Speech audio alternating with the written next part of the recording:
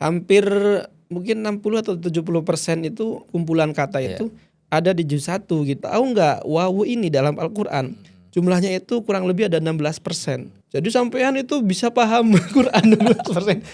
Jangan sampai wah ini kalimatnya udah clear nih. Orang yang laki-laki mencuri, orang perempuan mencuri dipotong tangannya. Ketemu orang yang curi langsung dipotong tangannya, enggak gitu juga.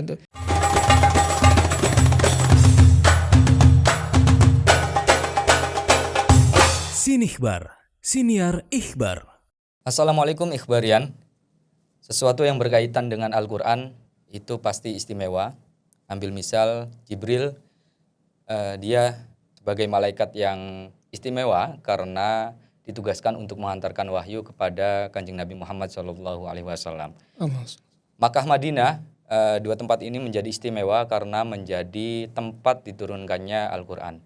Pun dengan Ramadan, ia menjadi bulan teristimewa daripada bulan-bulan Hijriah yang lainnya karena di bulan ini Al-Quran pertama kali diturunkan.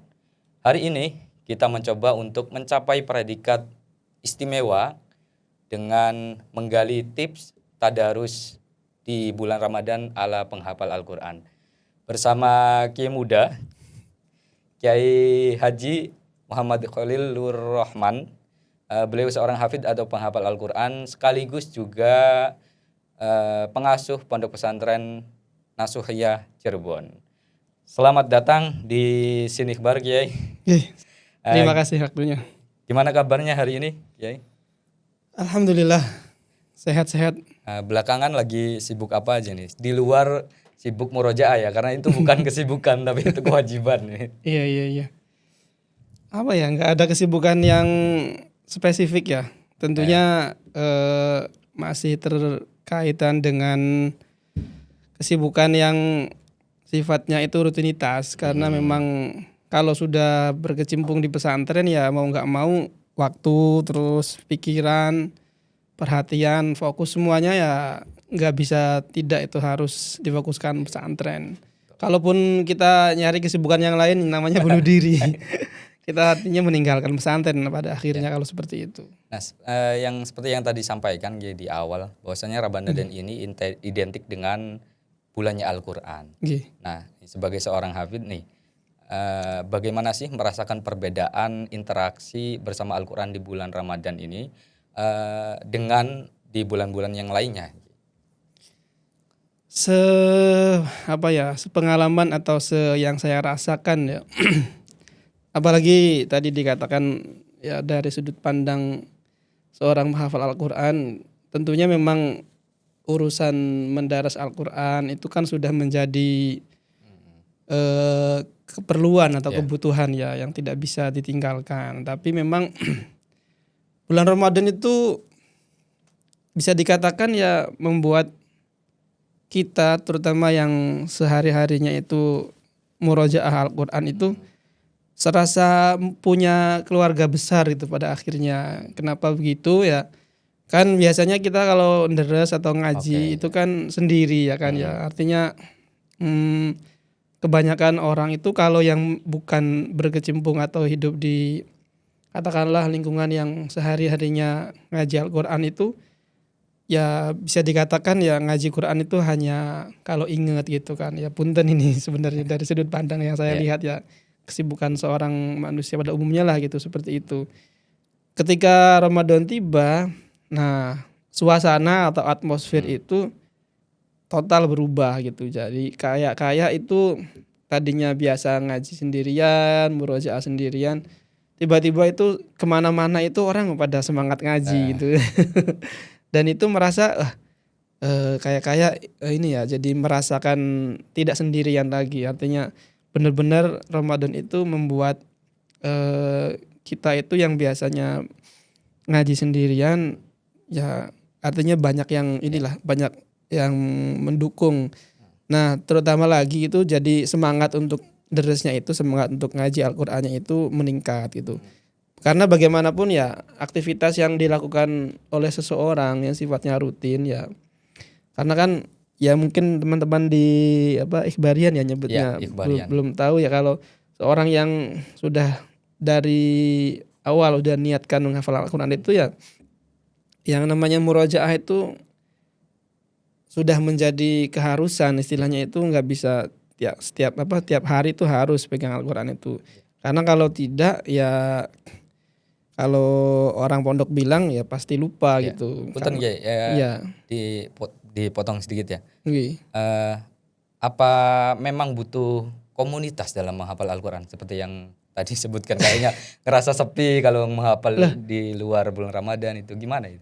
Jadi walaupun gini ya, secara prinsipnya memang Al-Qur'an kan petunjuk buat orang Islam, tapi Iya, ya tidak dipungkiri ya diakui atau tidak interaksi orang-orang Islam pada secara umum ya untuk ngaji Al-Qur'an itu kan bisa dibilang ya agak bukan agak lagi sangat kurang ketika di bulan selain Ramadan. Tapi ketika di bulan Ramadan itu kan masyarakat hampir secara keseluruhan itu berbondong-bondong ya, terutama kan malam hari itu mereka Ya, tadarus. tadarus di masjid, musola gitu ya. Makanya itu kan membuat saudara-saudara kita secara keseluruhan, orang Islam secara keseluruhan itu mereka lebih terdorong gitu tuh. Ya kalau dikatakan perlu komunitas ya sangat perlu sekali, sangat-sangat diperlukan sekali. Makanya itulah kenapa ya tadi disampaikan saya hidup sehari-harinya di pesantren. Nah, di pesantren itu ada banyak santri yang juga menghafalkan Al-Qur'an.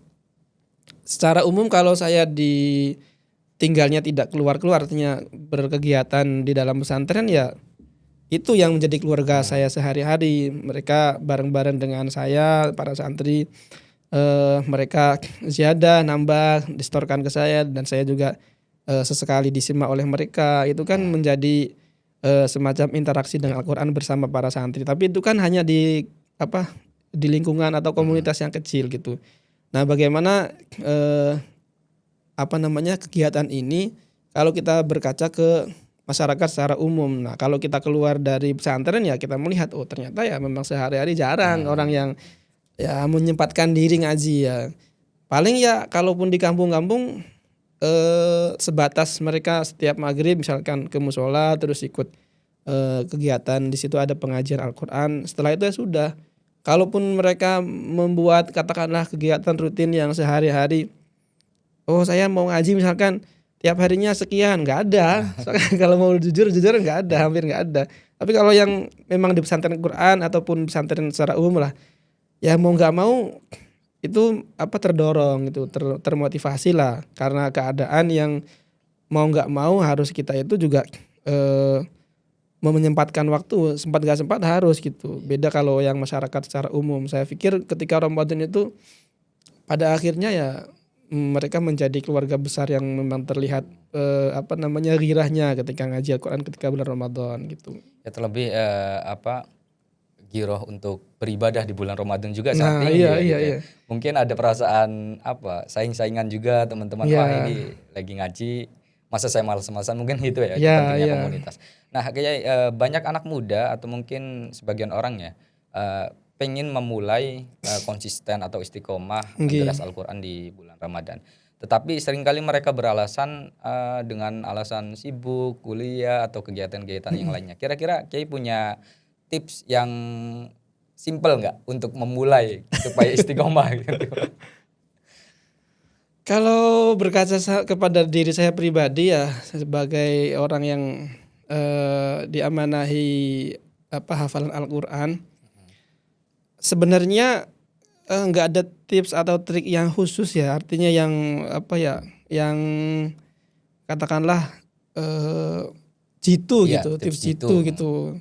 Nggak ada, ya sama seperti dengan misalkan rutinitas lain yang dalam artian kegiatan bermanfaat gitu. Kalau memang kita sudah niat untuk mulai untuk membuat niat untuk konsisten untuk mulai mendaras Al-Qur'an ya mulai saja gitu, mulai saja. Dan itu dijadikan rutinitas nanti ke depan. Ya, gitu ya. artinya enggak harus yang yang terlalu bayangannya itu sesuatu yang wow gitu, enggak usah. Artinya ya mulai saja dulu walaupun 1-2 ayat gitu. Saya beberapa kali melihat kalau kayak gitu kan sebenarnya tadi ya di awal disampaikan disinggung masalah komunitas. Ketika sendirian memang itu berat gitu. Makanya syukur-syukur zaman sekarang saya lihat sih di masyarakat Indonesia secara keseluruhan itu Masya Allah luar biasa gitu, banyak sekali komunitas-komunitas yang Apalagi kalau bulan puasa musim pesantren kilat gitu. ya nggak terlepas dari bulan puasa maksudnya ya. Itu kalau memang ada ihbarian muda yang pengen istilahnya udah meniatkan diri untuk berkonsisten istilahnya istiqomah ngaji Quran tuh ya, kalaupun sudah diniatkan coba cari teman-teman atau apa ya istilahnya tuh grup-grup orang-orang yang memang dia itu punya concern di bidang daras Al-Quran. Saya lihat beberapa itu ada yang bersinggungan ya, kayak di keluarga saya di Majalengka itu ada sering saya lihat di status WA-nya itu Odoj itu kan.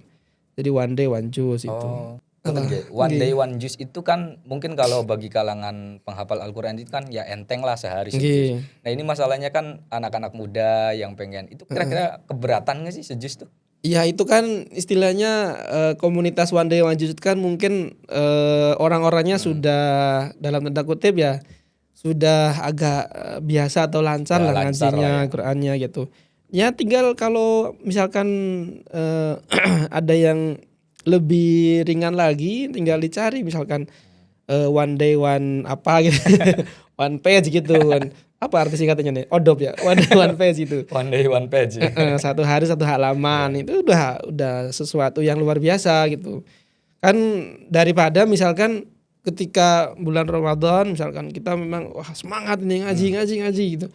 Tapi setelah itu nggak pernah lagi gitu. Qurannya taruh di atas lemari, sudah selesai bulan Ramadannya selesai ngajinya. Berarti selain komunitas, memang packaging atau kemasan kayak tadi one day one juice itu memang penting atau gimana itu Kiai? Menurut sampean? Menurut saya ya ini ya lebih ke karena kita ini ya tidak dipungkiri kan kita makhluk yang seneng kumpul-kumpul gitu ya. Kalau kita istilahnya ngajinya sendiri ya dorongan untuk melaksanakan atau ngaji terus menerus ya. Artinya ini kan rutinitas ya. Rutinitas itu kan ya diakui atau tidak bosen lah. Apalagi bukan sesuatu yang bisa dikatakan menghasilkan seperti bekerja misalkan. Walaupun diakui atau tidak orang bekerja katakanlah di tempat tertentu nanti di momen-momen tertentu itu ada kebosanan gitu kan. Apalagi nih ngaji Quran gitu yang notabene ya istilahnya itu kalaupun ada ganjaran gitu pahala itu kan nggak kelihatan gitu. Jadi lebih kedorongannya itu internal tapi syukur-syukur didorong sama dorongan eksternal yang dari bisa lingkungan apa saja ya. Kalau misalkan ada ikhbarian yang dari mahasiswa misalkan di mahasiswa misalkan coba buat semacam kelompok-kelompok kecil. Ayo kita bareng-bareng nih misalkan ya Tinggal kan. nanti dinamain grupnya apa gitu. Iya itu penting karena ya untuk eksis lah ini. Penting itu iya benar. Pada akhirnya kan teman-teman yang pengen menghafal Al-Quran atau tadarus Al-Quran lebih giat itu kan intinya pengen mencari keberkahan ya Kiai. Iya. Nah seringkali untuk memahami makna itu kan kita kadang keterbatasan keilmuan karena ya Al-Quran kan pakai bahasa Arab gitu ya. Nah kira-kira ada nggak sih tips untuk menambah kedekatan Al-Quran supaya kita ini bisa tidak hanya membacanya saja tapi Nggih. mampu merenunginya atau syukur-syukur mengamalkannya, itu paling Iya, puncaknya iya, iya. itu. Ya lagi-lagi ini ya istilahnya proses yang tidak bisa instan gitu. Karena walaupun kata-katanya itu atau lafadznya itu mungkin bisa dikatakan itu saja itu. Bahkan saya pernah dulu ikut semacam pelatihan terjemah itu hampir mungkin 60 atau 70% itu katanya apa kumpulan kata itu ada di juz 1 gitu tuh. Jadi berarti kan 40%-nya itu tersebar di juz lainnya gitu. Kosakata lain Kosakata yang gitu, baru. kata. Jadi ketika seseorang menguasai juz 1 secara kosakata gitu, ketika melanjutkan ke juz selanjutnya itu lebih mudah lagi karena kosakatanya diulang lagi. Nah, tetapi menurut yang sepemahaman yang saya pelajari di pesantren itu, walaupun kata-katanya itu katakanlah sama gitu, tapi memiliki makna yang beda gitu. Artinya ketika dibaca sekali mungkin yang dirasakan ini yang nah makanya tadi ya sebenarnya komunitas itu sangat membantu sekali. Selain kita misalkan kalaupun mau belajarnya itu lewat katakanlah apa ya, zaman sekarang kan zaman digital sebenarnya sangat enak sekali ya untuk belajar asalkan ada niat itu. Ilmu itu terbuka, gerbang ilmu terbuka, kita mau apa nyari apapun tuh ada. Nggak seperti zaman saya dulu misalkan ketika pesantren ya sebatas dengan guru dan seterusnya. Kalau zaman sekarang apalagi Hibarian muda di apa namanya di zaman digital ini enak tinggal klik keluar. Nah, tinggal mau nggak itu tuh mempelajari. Dan tentunya kan nggak mungkin kita itu seperti katakanlah spon gitu diserap semua, nggak mungkin ya. Jadi karena Al-Quran itu spektrumnya sangat luas sekali, maka bisa dimulai ya dari tadi ketika kita misalkan ada komunitas katakanlah one day one page misalkan, atau mungkin lebih spesifik lagi nantinya. Kalau tidak salah nggak tahu siapa yang buat itu, pernah ada itu jadi komunitas penghafal Al-Quran yang beginner lah, pemula gitu. Mereka memulai dengan istilah yang hampir sama tapi one day one ayat gitu. Jadi sehari ngapalin seayat. Ngapalin cuma seayat. Nah, berarti kan sebenarnya waktu yang kita miliki selama 24 jam itu bisa sekalian ngapalin seayat, sekaligus kita memahami isinya. Artinya kita baca terjemahannya apa, komentar ulama atau tafsirnya seperti apa. Nah, kalaupun bahasanya pengamalan, insya Allah kita sebenarnya mengamalin kok sehari-hari gitu. Mungkin maksud apa namanya yang yang hal-hal yang spesifik misalnya kenegaraan dan lain sebagainya mungkin ya kita bisa melihat bagaimana diskursus ulama, tapi kan itu lebih luas lah spektrum kita sehari-hari ya apa yang bisa kita lakukan sehari-hari, hubungannya dengan masyarakat, dengan orang tua khususnya kan, misalkan dengan lingkungan seperti apa. Hal-hal seperti itu sebenarnya yang biasanya kan kalau orang hafalin awal mula itu kan dari juz yang atau katakanlah juz 30 gitu, karena kan pendek-pendek gitu kan. Dan itu membantu. Kalau apalagi ada komunitas, wah sudah mah pelajarannya apa ngapalinnya seayat demi ayat gitu kan. Terus kumpul kan, komunitas kan sering ngumpul. Daripada ngumpulnya ngopi-ngopi enggak karuan gitu. Ya ngopinya ada, ngobrol ininya ada.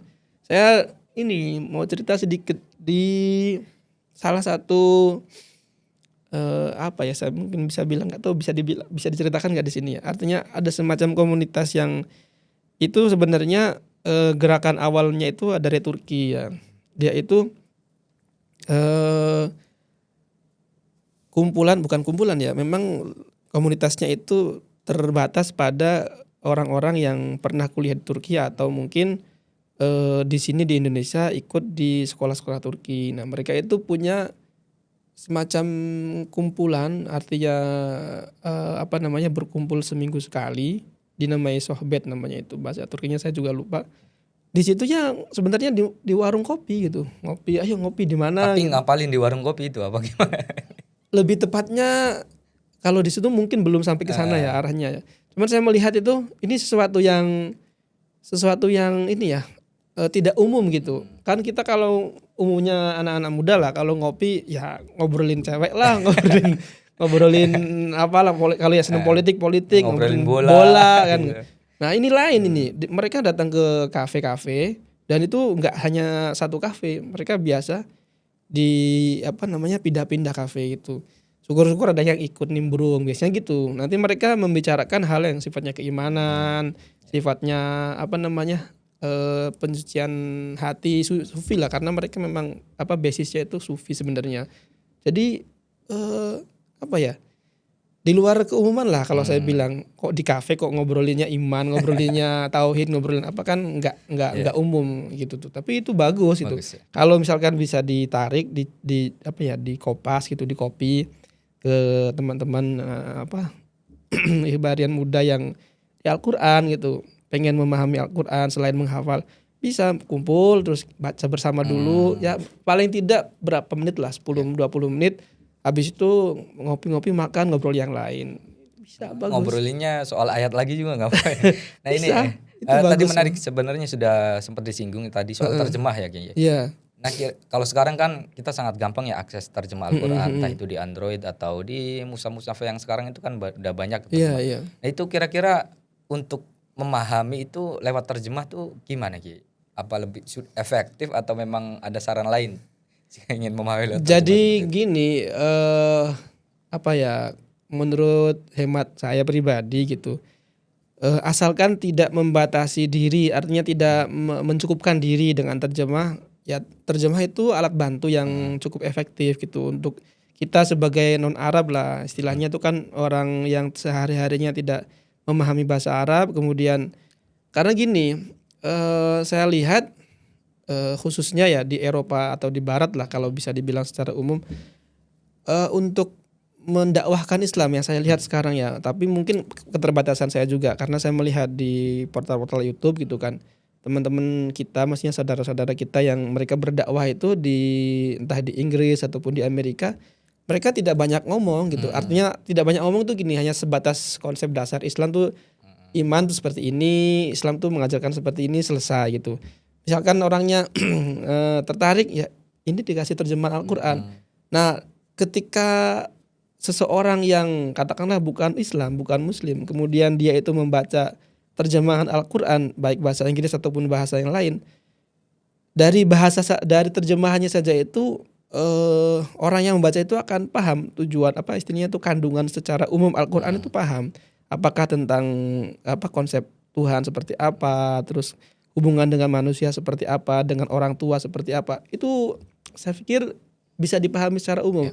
Adapun misalkan yang tadi disampaikan gimana cukup enggak ya untuk konteks-konteks tertentu, misalkan terkait dengan apa ya hukum yang sifatnya itu positif ya, itu memang ya perlu dilengkapi dengan komentar-komentar atau tafsir-tafsir ulama. Jadi intinya terjemah gitu. itu buat gerbang saja ya, Iya. gerbang saja untuk kemudian ke depannya digali menggunakan Betul. ya referensi-referensi lain. Betul. gitu. Jadi tidak katakan gini ya, jangan sampai gini baru belajar terjemah terus kamu salah. Nah, ini yang bahaya gitu. Artinya terjemah itu penting gitu. Terjemah itu perlu karena bagaimanapun juga kan awal mula kita memahami Al-Qur'an kan lewat terjemahan. Jadi gini, kan terjemahan kan biasanya tuh kalau yang sependek yang saya ketahui kan terjemahan kata dulu. Kita memahami kata demi kata gitu kan. Katakanlah saya dulu waktu cerita yang tadi belajar terjemah Quran tuh ya. Sampai yang tutornya tuh bilang gini, sampean tahu artinya ini enggak? Nih wawu disebutkan, wawu. Apa artinya ini? Dan gitu. Oh iya, dan kan. Tahu artinya kan? Udah tahu semua. Wah, artinya apa? Dan diulangi itu. Karena yang diajari itu ibu-ibu, bapak-bapak, orang-orang tua lah kita kan. Kan ketika dikasih tahu satu kata, ternyata wah itu dan artinya. Kalau yang dari pondok kan mungkin biasa. Terus dikasih tambahan, tahu nggak wawu ini dalam Al-Qur'an jumlahnya itu kurang lebih ada 16%. Jadi sampean itu bisa paham Quran 16%. Hanya mengetahui wawu aja. Mengetahui makna wawu aja. Walaupun makna wawu ini kan mungkin banyak juga ada makna. makna. Hanya dan. Tidak hanya dan, tapi paling tidak ketika dikasih motivasi itu jadi tambah semangat. gitu ya. Berarti nah, tapi jangan sampai berhenti di situ. Nah, lanjutkan. Karena banyak bahasanya di Al-Qur'an itu kan ada ayat yang muhkamat yang sudah jelas clear gitu. Walaupun yang clear pun sependek yang saya pelajari dari hukum fikih, ayat yang sudah clear ya secara lafziahnya gitu ya. Katakanlah ayat tentang pencurian, wasariqatu misalkan. Orang laki-laki yang mencuri, orang perempuan yang mencuri, terus kata-katanya jelas faqta'um aydiyahuma. Clear kalimatnya secara lafaz gitu. Tapi ini harus dipahami secara keseluruhan, artinya konteksnya seperti apa. Jangan sampai wah ini kalimatnya udah clear nih. Orang yang laki-laki mencuri, orang perempuan mencuri dipotong tangannya. Ketemu orang yang curi langsung dipotong tangannya, enggak gitu juga. Jadi konteksnya itu luas gitu. Jangan dipahami lafaz terus kemudian tadi kan bahasanya kan pengen ngamalin nih. Ya enggak gitu ngamalinnya gitu. Jadi kalau yang hubungannya dengan pribadi itu mungkin bisa dilakukan langsung diamalkan. Tapi kalau konteksnya itu masyarakat sosial, ada aturan-aturan lain, misalkan otoritas yang mengaturnya siapa gitu. Nggak bisa kita main hukum sendiri itu. Dan makanya Islam itu kan clear, ada hukum-hukum yang memang itu berlaku untuk pribadi, ada hukum yang sifatnya itu beririsan atau berhubungan dengan keadaan-keadaan yang lain. Makanya di zaman sahabat Umar kalau tidak salah kan dijelaskan, maksudnya beliau tidak memberlakukan hukum potong tangan untuk pencuri itu dengan alasan ya sedang paceklik gitu kan. Kalau selama paceklik ini orang-orang yang kekurangan ya tidak bisa dihukumi mencuri karena mereka memang memang sangat membutuhkan, sehingga yang dihukumi itu malah bagaimana caranya istilahnya itu masyarakat secara umum itu terpenuhi dulu, baru itu hukum bisa diberlakukan. Artinya apa ya, tadi tidak serta-merta saya sudah membaca terjemahannya, sudah paham nih secara lafadznya, saya mau amalkan nih, nggak bisa gitu. Nah ini masih soal pemahaman nih, soal Iya. pemahaman Al-Quran Kiai. Nah kira-kira ada nggak sih ayat atau surat yang apa ya, yang terasa lebih mendalam atau bahkan memberikan makna saat kita membacanya di bulan Ramadan nih Kiai? Nah bagaimana ayat tersebut relevan bagi kehidupan kita sehari-hari? Ada nggak ayat-ayat yang kira-kira ketika kita dijelaskan kepada teman-teman nih bisa membawa kita lebih semangat tadarus di bulan Ramadan? Kalau yang khusus dengan bulan Ramadan ya, tentunya kan kalau mau dispesifikan ya, kalau saya pribadi sebenarnya nggak ada ya, artinya secara yang khusus. Kalau pelajari kemudian membuat semangat tuh nggak ada. Kalau hanya diambil atau dispesifikkan untuk bulan Ramadan, seakan-akan kan kita menyempitkan gitu tuh. Walaupun ya di Al-Qur'an memang kalau mubalik atau dai-dai ataupun yang ceramah-ceramah pasti akan mengutip beberapa ayat Al-Qur'an yang berkaitan dengan turunnya Al-Qur'an misalkan, dan seterusnya itu terkait dengan bulan Ramadan. Tapi saya pikir kok itu berlakunya tidak hanya waktu itu saja kok. Tadi kan sampaikan, ya dikatakan Ramadan mulia karena Al-Qur'an, turunnya Al-Qur'an, iya memang iya. Tapi kan kita hidup kan bukan hanya di bulan Ramadan gitu. Artinya saya kok lebih senang untuk gini ya. Jangan sampai kita itu memiliki gairah atau ghiroh atau semangat yang luar biasa yang di bulan Ramadan ya terkait dengan Al-Qur'an. Kemudian setelah itu selesai, enggak. Jadi kayak saya lebih senang kalau misalkan Hibarian Muda itu bagaimana meramadankan semua bulan yang sisanya gitu. Penting ini. Iya, artinya kalau seperti itu kan seakan-akan ya kan rajinnya di bulan Ramadan aja. Biar semangat bulan Ramadan. Ya tinggal banyak mungkin saya tidak bisa mengatakan banyak juga, mungkin ada ayat-ayat yang spesifik ya berbicara tentang Ramadan, tentang turunnya Al-Qur'an dan seterusnya. Tapi saya yakin kok Al-Qur'an itu kan tidak membatasi dirinya di bulan-bulan tertentu atau waktu tertentu. Adapun yang kaitannya dengan pelaksanaan kegiatan ibadah misalkan yang ada dilakukan di bulan tertentu, misalkan seperti haji dan seterusnya, yaitu terkait dengan aturan saja gitu. Karena kan Al-Qur'an secara kandungan kan tafsilan di kulli syai' itu ada penjelasan terhadap segala sesuatu. Artinya ya berkaitan kehidupan kita sehari-hari. 24 jam 7 hari berapa 30 hari. Artinya bulan, minggu, bulan, tahun itu selalu ada korelasinya dengan Al-Qur'an. Nah ini Kiai, terkait bulan Ramadan ini kan biasanya orang-orang itu kan berlomba-lomba untuk menghatamkan Al-Qur'an sebanyak-banyaknya. Saya ada target 3 kali khataman, 5 kali khataman dan seterusnya. Nah menurut jenengan apakah lebih baik lebih sebanyak-banyaknya kayak gitu atau memang sedikit atau sedang-sedang saja tapi bisa memahami, mendalami kayak gitu? Kira-kira gimana ngimbanginya itu? Kalau bagi hafidhoh ya, karena ini beda pendekatan, bisa dikatakan seperti itu.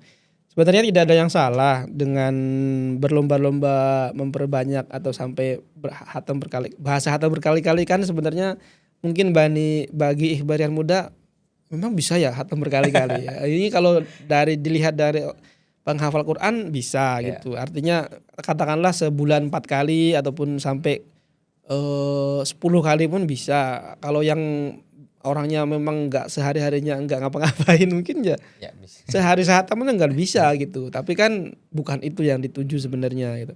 Artinya perlu keseimbangannya tuh gini. Kita punya sebenarnya di dalam bidang apapun terkait dengan kuantitas dan kualitas itu kan harus imbang gitu tuh. Memperbanyak tanpa memperbaiki kualitas ya kurang gitu. Tapi kualitas tapi tidak ada kuantitas juga kurang juga. Artinya sebenarnya hanya bagaimana menyeimbangkan saja. Nah, terlebih ketika bulan Ramadan itu balik lagi ya. Jangan sampai ini semangatnya itu hanya semangat, kalau bahasanya siapa sih yang sering ngomong ini tai ayam gitu. Artinya semangat di awal bulan saja ya dibilang sebulan penuh juga saya kok agak ragu gitu. Jadi dibilang Ramadan full sampai akhir orang semangat ngaji juga, saya pikir kok realitanya nggak seperti itu deh. Maksudnya di awal mungkin iya, Iya. bulan hari pertama, hari kedua, hari ke-10 masih semangat nih orang. Indikatornya biasanya di sholat tarawih.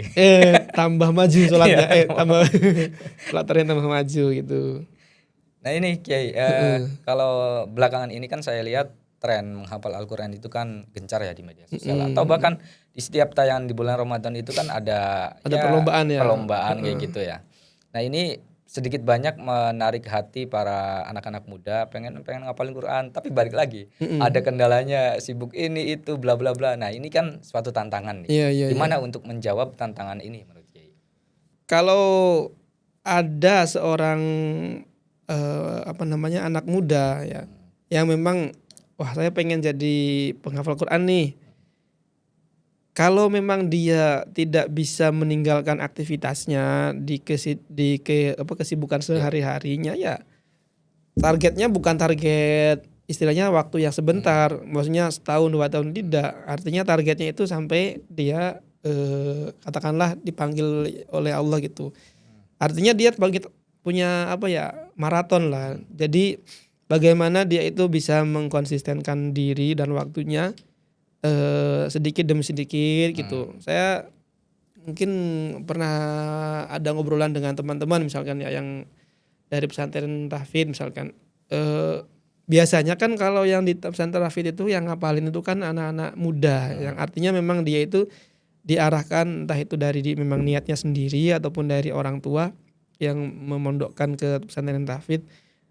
Itu biasa sebenarnya. Artinya memang dia punya waktu, punya kesempatan, terus memfokuskan diri di lembaga atau pesantren yang fokus di tahfidz, dia bisa hafal, ya itu tidak menjadi keistimewaan sebenarnya, sesuatu yang lumrah gitu. Nah, tapi ada sebuah cerita dari beberapa teman saya yang dulu pesantren di Madrasatul Quran di Tebu Ireng itu. Itu ada bapak-bapak umur 60 tahun, itu dia pengen atau niat untuk yang satpam bukan? Satpam, gitu ya. iya. Artinya tadi kan disampaikan anak muda, ini aja yang tua. Apalagi anak muda harusnya potensinya lebih besar gitu ya. Artinya dia seorang yang sudah umur, yang sudah sepuh katakanlah seperti itu. Saya tidak paham secara detailnya apakah dia tinggal di pesantren atau tidak. Saya sih yakinnya dia tidak tinggal di pesantren. Artinya dia ke pesantren hanya ketika menghafal. Tugas aja. Mungkin ketika menyetorkan Al-Quran kemudian sampai dia selesai 30 juz gitu. Artinya kan ini kan masanya kan tidak sebentar gitu. Nah, kalau anak muda punya niatan menghafal Al-Quran sedangkan dia itu sibuk, entah dia punya pekerjaan ataupun yang masih sekolah ya, sibuk di sekolah, sebenarnya bisa kok meluangkan waktu 1-2 jam sehari. Katakanlah kalau terlalu banyak ya 1,5 jam sampai 1 jam sehari dia luangkan dan dia atur agar supaya sehari-harinya itu pasti ada alokasi untuk itu. Nah, nanti misalkan nih targetnya 1 tahun itu 2 juz itu, atau misalkan dibuat yang mudahnya artinya gini, ketika dia punya alokasi waktu katakanlah setahun saya targetnya 1 juz, berarti kan dia harus butuh waktu 30 tahun nih. Ya kan? Kan masih umurnya misalkan masih 20 ya, umur 60 tahun hatam lah walaupun dia enggak pesantren gitu. Masalahnya bisa enggak dia memenuhi itu? Kalau misalkan wah terlalu lama, tinggal ditambahin lagi. Artinya target setahunnya itu jangan terlalu sedikit, misalkan dibuat 3 juz misalkan, berarti 10 tahun dia bisa. Untuk awal-awal oke lah ya. Iya. Setengah jam dulu. Nah, itu. Nanti kan setelah sepanjang dia interaksi dengan Al-Quran, insya Allah itu kalau dia apalagi dia punya teman-teman yang bersama-sama bareng-bareng menghafalkan Al-Quran. Kalau misalnya ada yang tidak lanjut itu sih sudah biasa. Artinya ini kan terkait dengan ini ya kalau istilahnya itu kalau lari maraton itu kan daya stamina gitu Iya, kan. iya, Stamina itu kan memang kalau orangnya yang nggak kuat-kuat bener ya rontok di awal. Jadi saya juga keingetan ya terkait tadi satpam yang di salah satu pesantren yang ikut ngafal Quran. Saya juga ingat terakhir itu sebelum ibu saya meninggal ya. Ini ya saya nggak tahu ada hubungannya nggak, tapi saya pikir ada hubungannya. Beliau itu kan dulu itu sering melihat tayangan dari ini salah satu Ustadz kondang lah istilahnya di YouTube itu, yaitu Adi Hidayat. Mungkin Hibarian Muda juga pernah lihat itu. Kan dikenal dengan istilahnya tuh ayat ini di halaman ini, halaman ini gitu. Nah, almarhumah ibu saya juga dulu sebelum meninggalnya juga ini nih, sampai bilang ke saya kayaknya pengen ngapalin Quran gitu. Padahal ya itu usia udah 60-an juga gitu. Walaupun ya akhirnya nggak kecapaian. Cuman beliau minta tolong ke saya pernah suatu ketika itu, tolong belikan Al-Quran yang ada kotak-kotakannya. Kan sekarang banyak nih mushaf-mushaf yang memang diperuntukkan untuk menghafalkan Al-Quran. Menghafal ya? Iya, kan ada yang 8 kotak, ada yang 3 kotak, macam-macam lah tergantung penerbitnya. Saya sempat membelikan itu di kota, itu di Cirebon, di toko buku apa ya, Sahabat atau apa saya lupa. Saya belikan, saya bawakan ke beliau. Ya Mbak tahu juga apakah dibaca, dihafalkan atau tidak. Karena gini, kalau bicara masalah menghafal Al-Quran ya tugasnya itu bukan tugas yang sebentar. Kalau dibilang tugas ya selesai menghafal ya ada kewajiban untuk menjaganya itu. Bukan kewajiban, kebutuhan sebenarnya kebutuhan untuk terus itu. Dan ini sebenarnya kan tanggung jawab bersama, bukan hanya penghafal Al-Quran saja gitu. Walaupun ya nanti istilahnya itu gini mana, kalau guru-guru kita bilang kan ketika kita memang sudah ditakdir dalam tanda kutip ya menjadi penghafal Al-Quran ya memang itu sudah jadi pilihan gitu. Artinya dan itu dipilih gitu. Tidak bisa semua orang, bahkan mertua saya juga ya bilang gitu, enggak ngomong bala Jawa Cirebon boleh enggak ini? Boleh nanti. Jadi ora kabeh wong iku bisa ngapal Quran itu. Artinya ada santri yang memang dia niat ngapalin Quran gitu.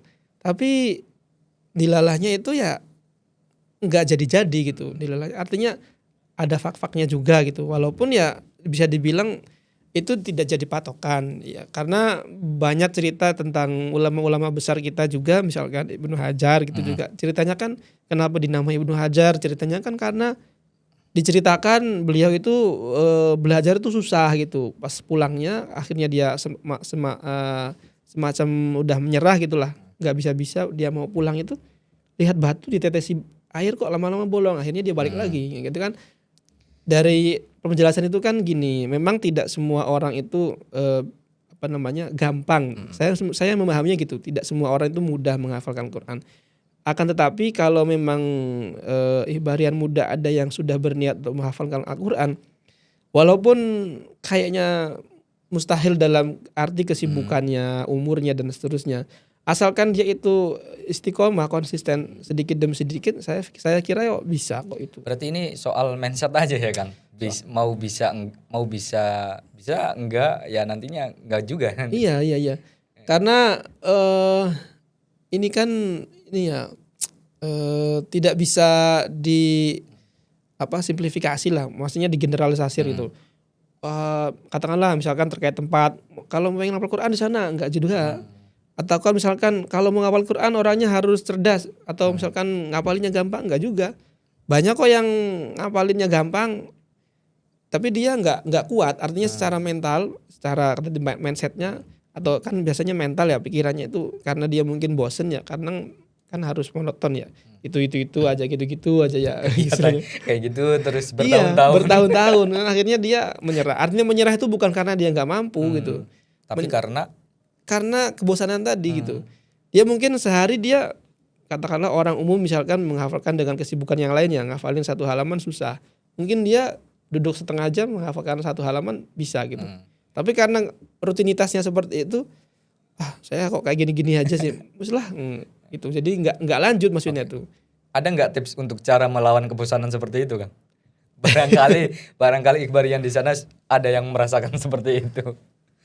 Tipsnya lanjutkan. Apapun kondisinya. Gitu ya.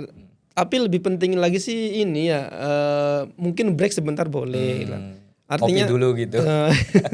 Tidak dalam arti tidak harus yang ngoyo juga gitu. Artinya ya manusia itu kan ada kalanya semangat bener, ada kalanya kayak ya, lagi males ya. Artinya ketika lagi males ya sudahlah diisi dengan yang lain dulu. Tapi setelah itu ya balik Iya, lagi. jangan kebablasan gitu. Jangan bablas gitu sih. Nah ini Kang, ini kalau bicara Al-Quran kita dekat dengan yang namanya kata keberkahan ya. Nah banyak anak muda yang ingin merasakan keberkahan Al-Quran, tapi kadang dia bingung mau mulai dari mana gitu kan. Ada nggak sih cara untuk mengatasinya, terutama di bulan Ramadan ini, agar para anak muda ini khususnya mereka itu Ramadan ini menjadi momentum bagi kebangkitan dia, terutama untuk kebangkitan untuk membaca Al-Quran atau menderas Al-Quran ini Kang. Berkah ya, kalau orang Sunda bilangnya mengembang. Barokah katanya gitu. Ya bertambah kebaikan ya. Artinya bertambah kebaikan ini ketika kita terus bersinggungan, berinteraksi dengan Al-Quran, saya kok yakin akan semakin baik gitu, akan semakin baik. Tapi ya tadi terus jangan, ketika mindsetnya juga harus mindset yang benar ya, tetap juga karena kalau baca sejarah banyak kok yang ada lah, bukan banyak, yang orang itu yang memang dia punya hafalan Al-Quran tetapi karena mindsetnya itu tidak mindset open, yang terbuka, open mindsetnya gitu, akhirnya dia terkungkung gitu, terkungkung dengan pikiran-pikiran yang sempit. Jadi kalau bicara keberkahan, apalagi buat anak muda, ya tadi aja dipegang dari di awal itu, kalau kita mau hidup mulia ya, artinya mulia itu kan sebenarnya imbas dari keberkahan itu ya. Ya sudah, nyemplung saja gitu, mulai saja dulu mengkaji Al-Quran itu kan tidak harus seperti yang mungkin digambarkan di TV-TV, ada duduk pengajian gitu, enggak gitu. Bisa sambil di warung juga, bisa sambil dimanapun ya. Yang penting memang di hatinya itu ada keinginan kuat untuk hidup mulia bersama Al-Quran, kayak jargonnya jargonnya itu gitu. Ada keberkahan karena Quran sendiri kan mubarak gitu. Dia penuh dengan keberkahan. Kalau kita hidup dengan sesuatu yang penuh dengan keberkahan ya kita juga akan berkah gitu sih. Ya keberkahan tadi kita akan mendapatkan banyak dalam tanda kutip mungkin hitung-hitungannya gini, kalau cerita manusia itu kan kayaknya kok nggak mungkin tapi kok terjadi gitu. Kayak gitulah mungkin. Bukan mukjizat juga, bahasa orang-orang umum kan mungkin suatu yang tidak terfikirkan dan terjadi dengan Tapi kita. bisa nggak sih Kang menganalogikan keberkahan itu dengan sesuatu yang real, karena zaman sekarang anak-anak muda ini pengennya yang instan, yang real. Jadi kalau saya baca Al-Quran nanti dapat ini, kira-kira bisa nggak menganalogikan berkah itu jadi sesuatu yang real Kang? Kalau saya pribadi sih gini ya, bukan saya nggak percaya dengan hal-hal seperti itu ya, tapi saya lebih senang dengan salah satu kaidah usul fikih, kalau nggak salah, kalau nanti salah dibenerin aja. Saya ingat guru usul fikih itu bilang, jadi pahala itu berkaitan atau efeknya itu efek dari istilahnya itu apa ya, ibadah yang diperbanyak gitu. Apa sih bahasa usul fikihnya? Saya lupa. Kalau tadi dikatakan keberkahannya dimaksud itu kalau kita baca Quran kemudian dapat ini, ya di hidup di dunia itu nggak seperti itu gitu. Artinya kalau seperti itu kan kita semacam ini ya, memiliki ide tentang kehidupan yang seperti sulapan gitu. Kan nggak seperti itu. Artinya pencapaian itu ada proses-proses yang dilalui dulu gitu, dan dilaluinya itu tentu tidak mudah gitu. Misalkan katakanlah ya umumnya orang gitu, emangnya kalau ngaji Quran katakanlah menghafalkan Quran bisa kaya misalkan, kayak gitu kan. Itu kan umum lah di masyarakat itu kan. Hitung-hitungannya dengan kekayaan. Ya keberkahan kan tidak dinilai dengan dari situ gitu. Kalau pengen pengertiannya kaya dari sisi harta, ya harus usaha. Jadi usaha itu apakah bukan hasil kekayaan itu apakah dihasilkan dengan ngaji Al-Quran? Ya tidak gitu. Jadi singkat sebenarnya. Jadi di alam dunia itu kan ya ketika kita bersusah payah, berusaha dengan sekuat tenaga, ya pasti akan mendapatkan hasil. Walaupun hasilnya itu berbeda-beda gitu, tidak sama satu dengan yang lainnya. Tetapi hasil itu didapatkan dari usaha gitu. Jadi tidak dengan anggapan tadi, misalkan saya ngaji Quran terus engkau oleh apa, enggak kayak gitu. Saya kok tidak setuju dengan hal seperti itu ya. Karena hal-hal seperti itu tuh ini artinya malah menimbulkan presiden buruk nantinya di orang Islam gitu tuh. Orang Islam males-males gitu. Cuman artinya gini, keberkahan ngaji Al-Qur'an itu kan tidak bisa diukur dari sisi harta saja gitu. Tidak bisa diukur kalau misalkan iki wong iki orang ini misalkan bisa berangkat haji karena ngafal Quran nih. Sebenarnya tidak serta-merta dari situ gitu tuh. Bisa dikatakan iya tapi tidak menjadi suatu patokan. Kalau misalkan katakanlah gini ya, ada orang misalkan dia hafal Quran, kemudian dia mencapai suatu posisi atau mencapai suatu kesuksesan tertentu di bidang tertentu juga misalkan. Terus dikatakan ini berkah Al-Qur'an nih karena dia berinteraksi dengan Al-Qur'an. Ya tunggu dulu gitu, dilihat dia prosesnya seperti apa. Al-Qur'an menjadi misalkan menemani dia atau menjadi satu hal yang ada bersama dia, iya gitu. Tapi saya kok tidak setuju kalau misalkan hanya itu saja yang menjadi patokannya gitu. Nah ini Kang terkait masih tadarus ya di bulan Ramadan. Bagaimana tadarus berjamaah di bulan Ramadan ini bisa menjadi cara efektif untuk membangun kebiasaan yang lebih baik dalam membaca Al-Quran. Kira-kira ada nggak pengalaman menarik yang bisa dibagikan ke Ikhbarian nih soal ini? Kalau pengalaman real sih belum ya. Cuman aku berharap ya di musola-musola atau di masjid-masjid itu nggak tahu bisa harapan ini terwujud kapan ya.